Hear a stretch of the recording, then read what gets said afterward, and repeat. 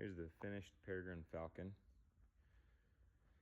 So it was great having Star to model the portrait for the face. She had those beautiful big eyes that I tried to capture in the face here. And then the detail of the feathers. Of course, this armature will be removed. And this one will be removed once it's in bronze. Look at those talons out of wax. And then detailing the scales on the feet and legs. It was just so much easier having Star in here, life modeling.